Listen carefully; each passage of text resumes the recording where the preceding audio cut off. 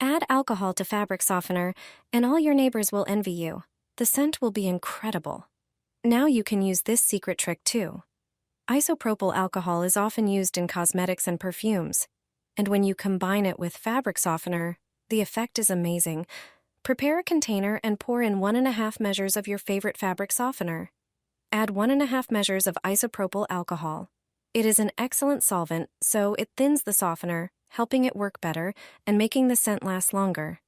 Pour in 200 milliliters of water, mix everything, and add the final ingredient, 1 tablespoon of cloves. Their scent repels insects such as mosquitoes, moths, and bedbugs. Let the mixture sit for 5 minutes. Then pour it into a small spray bottle, shake it, and enjoy the powerful fragrance. Spray curtains and drapes. The fabric softener will refresh them, and the alcohol with cloves will keep insects away from the window.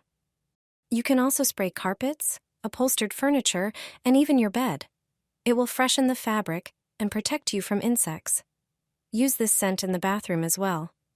The space will smell clean and stay free of bugs, even silverfish. It is a low-cost way to make your home smell wonderful while keeping insects out.